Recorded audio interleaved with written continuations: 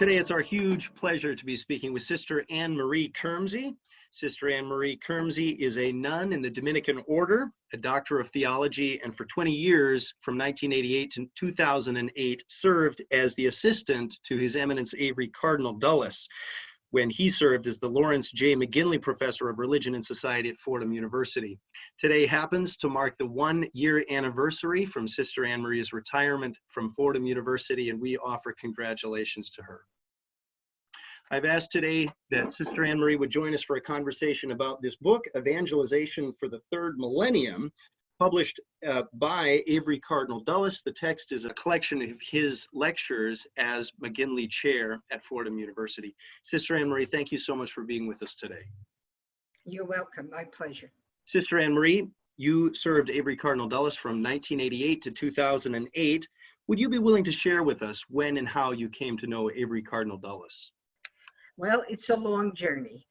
When I was preparing for my master's comprehensives at Providence College, I finished my coursework and was preparing for my comps when he published the book Models of the Church. Since I was majoring in ecclesiology as part of systematic theology, I knew that would be on the questions, and so I had to teach that book to myself. I had to practically memorize. And then several years later, I was at Catholic University doing postgraduate studies, and I did a book report on the Resilient Church, which is the book that followed Models of the Church. And the professor wrote as a comment, "You know Avery Dulles' theology very well." When it came time for me to choose a topic for my doctoral dissertation at Fordham, I specifically wanted to do something for the Catholic Church in America. And who would be the most likely person to choose for that but Father Dulles in those times? And so I went to Washington to visit with him and talk to him about it. I should also tell you, he did not think that his writings were important enough to be the subject of a dissertation, nor did he think he was worth a trip to Washington to talk to him. So his humility started even then. And then when I was finishing my work, Cardinal Dulles, Father Dulles then still, came to Fordham as the McGinley professor. And I worked for him for a year. I was the first graduate assistant. I had your role for 1 year. And then I graduated, and Fordham created a position for me, which I retired from last September, 30 years later. Sister Anne Marie, would you be willing to share with us how it was that you came to focus in on ecclesiology, particularly in your doctoral studies? Because I love the church. I was asked that question at Fordham when I applied there, and that was my answer then. It's my answer now. I love the church, and I wanted to learn as much about it as I could so that I could share it with other people. So this is a really important point. You and Cardinal Dulles shared then this deep-rooted, lifelong love for the church, and I was privileged to witness that while working in your office. Where did that love for the church come from? Well, in my case, I think it came from my family, my parents, my grandparents, my aunt. It came from my education, my friends, my social milieu. And I guess it's like always been part of me. Sister Anne Marie, Pope Paul VI issued the apostolic exhortation Evangelii Nuntiandi in 1975, the papal encyclical on the new evangelism. When did the new evangelization become a significant focus for Cardinal Dulles? I think it was part of his interest after the apostolic exhortation was published, but it really wasn't until he became the McGinley professor at Fordham that he delved into concentrating on it. Before he came to Fordham, he was teaching at Catholic University and lecturing and publishing, but not at the same level as he was at Fordham. He had more time at Fordham as McGinley professor. He gave 2 lectures a year, and he taught 1 graduate class. But the rest of the time, he was free to devote to his own scholarship. And in those 20 years, he delivered 39 McGinley lectures, and 23 of them are devoted to some aspect of the new evangelization. So you can see right there how important it was. And also, he wanted to write this book on the new evangelization, but then his health began to deteriorate quickly, and he just wasn't able to do it, but he wanted to. And so he chose the essays. And at the time, Michael Canaris was our graduate assistant, and he got all the essays together. Michael Canaris is now Dr. Canaris of Loyola Chicago University.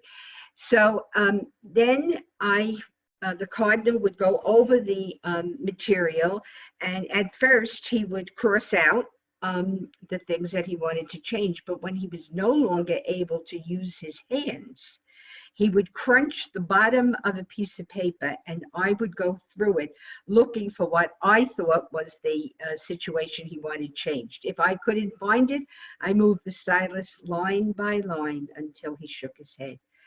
It was a labor of love for him, and it has been said that what a person does at the end of his or her life is the most important thing to that person. And Cardinal Dulles wanted this book to be able to be published before his death. That did not happen. It was all ready, but it had not gone through the publishing process, so it was published posthumously in the spring of 2009. Sister Anne Marie, would you be willing to share with us briefly your paraphrase of the teaching of this 1975 encyclical, The New Evangelization? I think Pope Paul VI saw that the things were not the way they should be as far as the Catholic faithful were concerned. After the Reformation, we were very much involved in defensive behavior, and well, that was on both sides. But and then the church began holding on very firmly to teachings and doctrine, and kind of lost the sense of the gospel and the importance of the gospel. And so this apostolic exaltation tries to right that situation after Vatican II, and tries to show that the gospel has to be at the center of all Christian life. Everything else flows from that, and that we as Catholics have to be more aware of the scriptures in our daily life. When I was growing up, that was not emphasized at all. Sister Anne Marie, on page 32, Cardinal Dulles writes, "The new evangelization, unlike most of the Catholic preaching since the Reformation, is ecumenical. In line with Vatican II, the recent popes have called attention to the authentic elements of faith in other Christian communities. They are seriously committed to promoting the unity of all Christians in accordance with the high priestly prayer of Jesus," and then citation of John 17. My question to you would be, what did Cardinal Dulles see as the ecumenical dimension of the new evangelization? Well, going back again to Vatican Council II, the council had stressed that there were elements of truth in the other religious bodies that called themselves Christian. And that was something that had been overlooked in the past. And so Cardinal Dulles, looking at the new evangelization and ecumenism, which was one of his favorite topics, was very interested in helping the various churches to see what they believed in common. What did they hold in common? And then what were the points of disagreement? And could those points be worked at? And could they possibly then come to a convergence of belief whereby they could be following the prayer of Jesus that all may be one?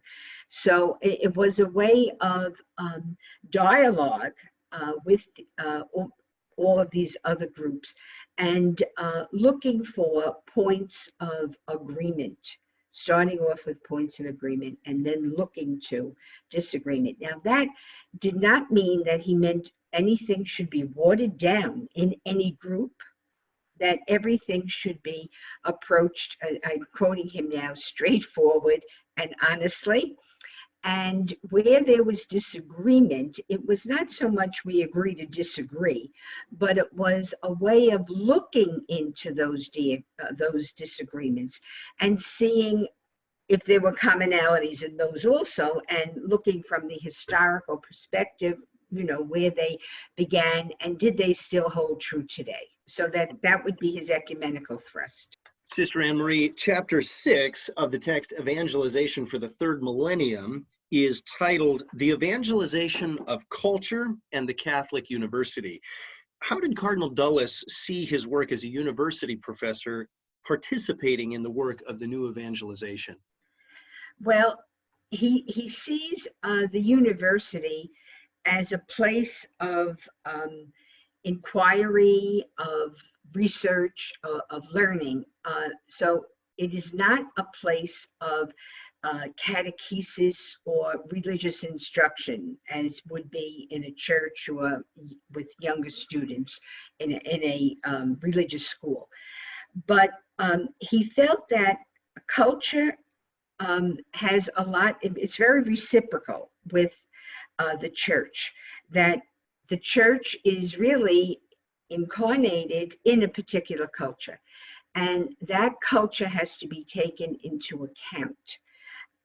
And also, so culture informs the church, but the church informs culture. The church looks to help the people in a particular culture see what is good and lasting and beautiful, and to bring those things forward, and also as a remedy for those aspects of culture which may have fallen into problematic areas. So he felt that the Catholic University did not need to have insert Catholic teaching into every particular course, but it would be using its own values to imbue various courses. For example, we had a big business school at Fordham, and so the thrust there would be some type of ethical principles that the church holds that could be shown to the students as how they would act later on when they are as adults, as they are fashioning the culture that is continuing. Sister Anne Marie, were there classes that Cardinal Dulles particularly enjoyed teaching at Fordham University? Yes, he enjoyed teaching classes on faith and revelation. I mean, that was his basic thrust all his life. And those were the classes that he enjoyed teaching. He only taught one class in ecclesiology, believe it or not, at Fordham. And he questioned himself as to whether or not he had done a good job in that course. Now, I attended every class he ever taught. And I said, at Fordham, and I said to him that when he taught ecclesiology, he came alive. His eyes sparkled, and I said, I see a difference in you when you teach ecclesiology or when you speak on ecclesiology. He never saw that in himself. Sister Anne Marie, the final 3 chapters of the text are titled Models of Evangelization, Models of Catechesis, and Models of Apologetics, respectively. How did the models approach to theology that Cardinal Dulles pioneered in his 1974 classic, Models of the Church, how did that continue to inform his theological method in his reflections on the new evangelization toward the end of his life? Well, the models approach, as you know, tries to look at the entire field and to take out various strands that are very prominent, and then to look at each individual strand and give the good and the shouldn't say the good and the bad, but the very positive and perhaps somewhat negative features in each.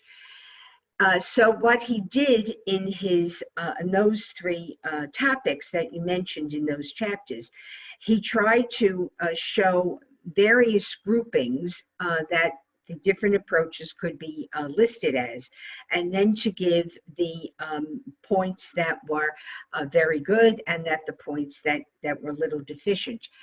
But because this is a book of essays, he was not able to fully develop this as he did in Models of the Church. For example, in Models of the Church, he was able to bring in a lot of the teaching of various theologians in the different models, yay and nay in each model. But when it came to an article, he could only mention perhaps one or two or none at all, and just give more of a generalized situation.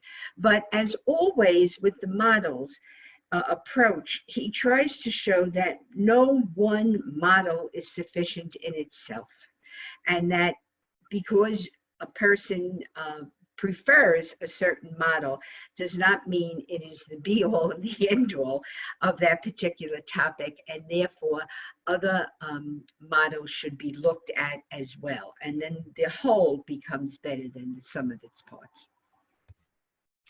Sister Anne Marie, would you be willing to tell us what you believe was Cardinal Avery Dulles' greatest theological achievement?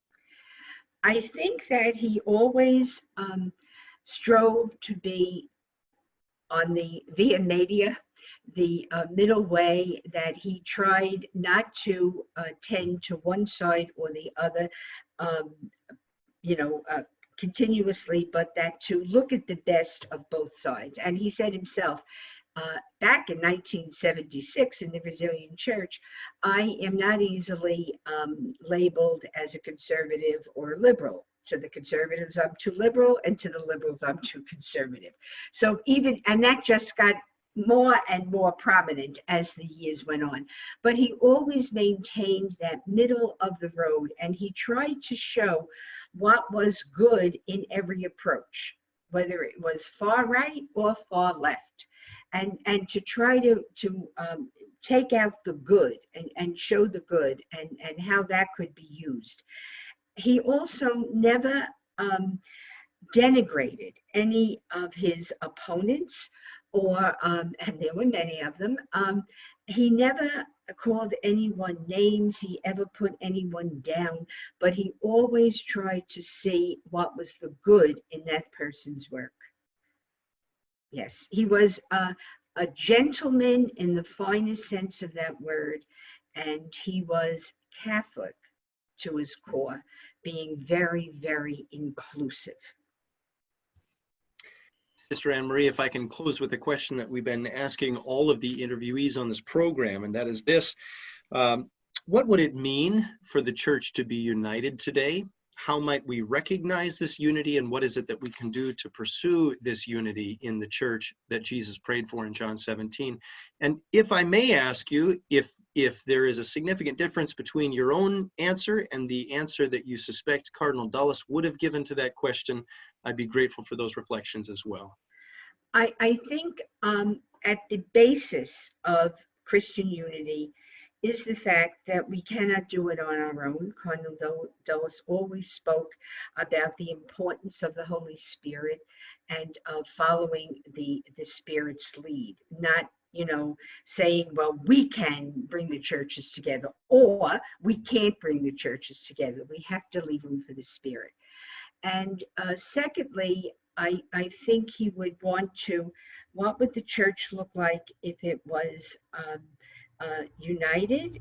Well, I think there would be more openness to each other. There would be more service of others. There would be bringing more justice to the world. There would be a more palatable sign of the kingdom of God, that this is how Christians act now that they are together. We do a lot of that, but we do it in individual camps. My own answer to that is, I think that before we can come to this reunion of the churches, I think we have to experience the pain of our disunity. Cardinal Dulles mentions this again in The Resilient Church. You might have figured out that's my favorite book of his. But when he was opposed to intercommunion at that time, he said it was too quick and it would, etc. And he said, first we have to experience the pain of our disunity before we can receive the Eucharist together. And at Fordham, we once had we had a small group coming to Mass in the summer, and we would stand around the altar for the important parts of the Mass. And we had a young Methodist man coming to Mass every day. Somebody bought him a missal so he could follow it. And he would stand with us. And when we finished the Our Father and the Kiss of Peace, he would return to his place. And he was very devout. He would bow his head and pray. And I would walk back from the altar having received communion, and I would say, this is what Father Dulles meant. This is the pain of disunity. We can all receive, and yet because our churches aren't united, he can't. And yet he never said anything against this. He just took what was there, and it was just beautiful to experience that, although it was painful at the same time. So I think we cannot rush into, and I know Cardinal Dulles felt that, we cannot rush into reuniting the churches. We have to do it step by step, but we have to follow the Spirit's lead, every one of us. It's been our delight today to be speaking with Sister Anne Marie, Doctor of Theology, nun in the Dominican Order, and 20-year assistant to Avery Cardinal Dulles from 1988 to 2008. Sister Anne Marie, thank you so much for your responses and engagement today. Thank you for having me do this, looking back into that book and seeing the value that it is for everyone.